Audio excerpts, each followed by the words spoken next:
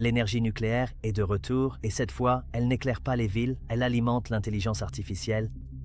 Bill Gates vient d'obtenir l'autorisation de construire le premier réacteur de ce type en 40 ans et toute l'industrie technologique se range derrière lui.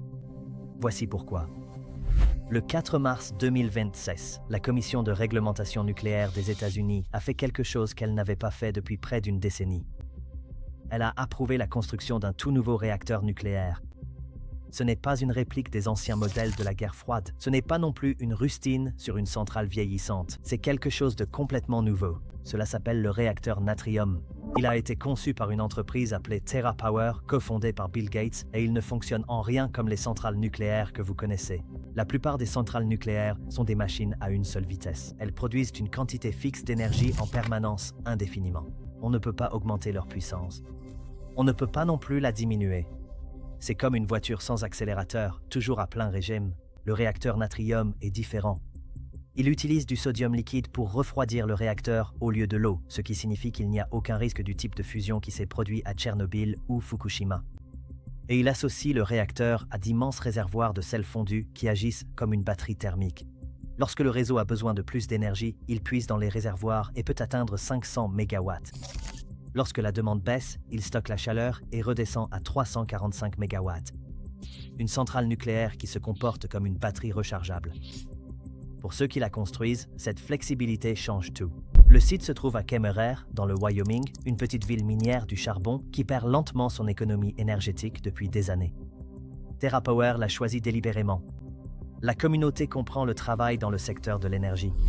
Ils ont la terre et ils ont désespérément besoin d'emplois. La construction commence dans quelques semaines. Et si cela fonctionne, cela ne résout pas seulement le problème énergétique du Wyoming, mais aussi l'un des plus grands problèmes de toute l'industrie technologique. La crise derrière l'accord. Voici ce que personne ne veut dire à voix haute lors des conférences de presse de la Silicon Valley. L'intelligence artificielle est en train de manquer d'énergie. Chaque fois que vous utilisez ChatGPT, chaque fois que Meta génère une image, chaque fois que l'IA de Google répond à une question, un centre de données quelque part consomme d'énormes quantités d'électricité. Des études préliminaires ont révélé qu'une seule requête d'IA pouvait consommer jusqu'à 10 fois plus d'énergie qu'une recherche Google classique. Et que ce chiffre exact soit 10 fois ou 5 fois, multipliez n'importe quelle version par des centaines de millions de personnes qui font cela chaque jour et l'ampleur devient vertigineuse. Goldman Sachs a fait les calculs. D'ici 2030, on s'attend à ce que les centres de données consomment 8% de toute l'électricité produite aux États-Unis. Il y a seulement quelques années, ce chiffre était de 3%, soit presque le triple en moins d'une décennie. Et l'IA devient de plus en plus gourmande. Elle est utilisée pour concevoir des médicaments, prédire la météo, gérer les marchés financiers, entraîner des voitures autonomes, générer des films entiers. Chacune de ces applications a besoin d'énergie. Une énergie constante, fiable et massive. Le réseau électrique n'a pas été conçu pour cela. Il a été conçu pour les usines, les hôpitaux, les habitations et les immeubles de bureaux, pas pour des machines qui fonctionnent à pleine capacité chaque heure de chaque jour, indéfiniment. La question qui fait discrètement paniquer toutes les entreprises technologiques est donc simple. D'où viendra l'électricité? La première réponse a été les énergies renouvelables. Microsoft a construit des fermes solaires, Amazon a signé des accords pour l'énergie éolienne. Google a investi des milliards dans l'énergie propre sur 3 continents. Chaque grande entreprise technologique a pris un engagement public en faveur de la neutralité carbone avec des présentations, des applaudissements et des communiqués de presse, et elles étaient sincères. Mais voici le problème auquel elles se sont toutes heurtées. Le soleil ne brille pas toujours, le vent ne souffle pas en permanence et l'IA ne s'arrête jamais. Un centre de données qui fait tourner des modèles de langage de grande taille ne peut pas prendre son après-midi parce qu'il y a des nuages en Arizona. Il fonctionne 24 heures sur 24, 365 jours par an, avec la régularité d'un battement de cœur. L'énergie renouvelable est intermittente. Elle connaît des pics et des creux. Parfaite pour les foyers, parfaite pour les villes.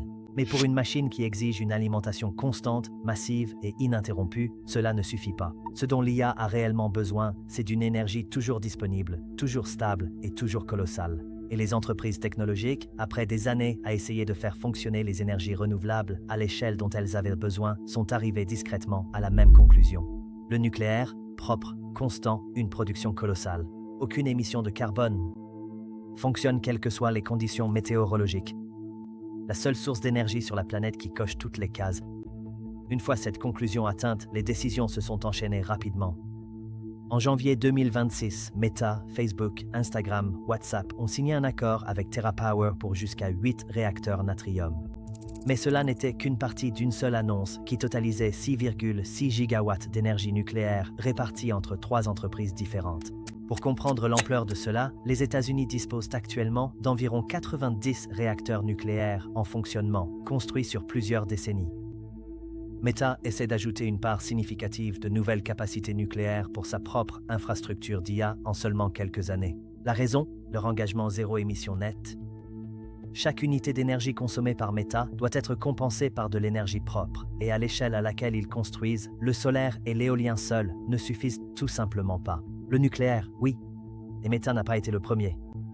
Microsoft avait déjà signé un accord pour relancer Three Mile Island, oui, la même centrale de Pennsylvanie qui a connu une fusion partielle en 1979, spécifiquement pour alimenter ses centres de données d'IA.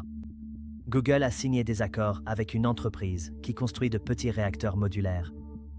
Amazon finance plusieurs startups nucléaires en même temps. Le schéma est impossible à ignorer. Les entreprises qui développent l'intelligence artificielle ont pris une décision collective. La source d'énergie qui alimente la révolution de l'IA, celle qui déterminera qui remportera cette course, c'est le nucléaire.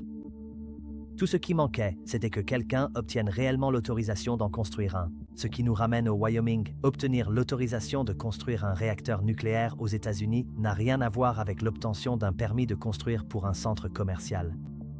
La commission de réglementation nucléaire examine tout, chaque détail de conception, chaque système de sécurité, chaque procédure d'urgence, chaque scénario de défaillance possible. TerraPower a déposé sa demande en mars 2024 avec 14 000 pages de documentation. L'examen a pris moins de 18 mois, soit 9 mois plus rapidement que prévu initialement, ce qui, selon les normes de la NRC, est extraordinaire. Le 4 mars 2026, le permis a été approuvé. Première approbation de construction d'un réacteur commercial depuis près d'une décennie. Première approbation pour un nouveau type de réacteur depuis plus de 40 ans. Mais voici ce que cette date signifie réellement, au-delà des gros titres. Il ne s'agit pas seulement d'un réacteur dans une petite ville du Wyoming. C'est une preuve de concept. Si le réacteur Natrium est construit dans les délais, dans le respect du budget et fonctionne comme TerraPower l'a promis, il deviendra un modèle, une solution reproductible et évolutive qui pourra être déployée près des centres de données, des villes, des zones industrielles à travers le pays et finalement dans le monde entier. C'est là-dessus que misent vraiment les entreprises technologiques. Pas seulement sur cette centrale de Kemmerer, mais sur le modèle qu'elle crée. Bill Gates a passé des années à concevoir cela alors que personne ne le demandait. Aujourd'hui, toutes les grandes entreprises technologiques du monde ont exactement besoin de ce qu'il a construit. C'est le pari, et le 4 mars, il a commencé à devenir réalité. Voici la question à laquelle personne n'a encore de réponse claire. Le réacteur Natrium ne sera pas opérationnel avant environ 2030, mais l'IA n'attend pas 2030. Elle se développe dès maintenant, chaque mois, plus vite que ce que quiconque avait prévu. Alors, que se passe-t-il dans l'intervalle entre aujourd'hui et le moment où ces réacteurs seront réellement mis en service? Qui va combler ce vide? Et c'est là que ça devient vraiment intéressant, car les États-Unis ne sont pas le seul pays à se précipiter pour résoudre ce problème. La Chine construit des réacteurs nucléaires à un rythme qui fait paraître le processus d'approbation américain au ralenti. Ils ont achevé plus de réacteurs ces dernières années que l'ensemble du monde occidental réuni, et ils ont leurs propres ambitions en matière d'IA. Donc la vraie question n'est pas seulement de savoir si nous pouvons construire assez d'énergie nucléaire pour alimenter la révolution de l'IA. La question c'est, qui le construit en premier? Parce que celui qui contrôle l'énergie contrôle l'IA, et celui qui contrôle l'IA contrôle bien plus que cela. Alors que l'Amérique vient tout juste de lancer la construction de son premier nouveau réacteur nucléaire en 10 ans, la Chine vient d'inaugurer le plus long pont à haubans jamais construit. 1208 mètres d'acier traversant le fleuve Yangtze. Et la partie la plus impressionnante n'est pas le pont lui-même, mais ce qu'il a construit. Pour la première fois dans l'histoire, ils ont envoyé un robot intelligent à 40 mètres sous l'eau, dans une visibilité nulle, sous une pression écrasante, dans de la boue mouvante, pour accomplir une tâche qui mettait autrefois la vie des humains en danger chaque jour. Et ce n'était que le début. Parce que dans le même pays, au même moment, une flotte de machines autonomes a refait la surface de 157 km d'autoroute sans aucun ouvrier humain sur place. Et une machine de 580 tonnes, qu'ils appellent le monstre de fer, place des segments de pont plus lourds que 3 avions gros porteurs en quelques heures. La Chine construit avec des machines qui n'ont jamais existé auparavant. Cette histoire arrive tout de suite. Elle est déjà en ligne. Cliquez maintenant, car une fois que vous aurez vu ce que ces machines sont capables de faire, vous ne verrez plus jamais la construction de la même façon.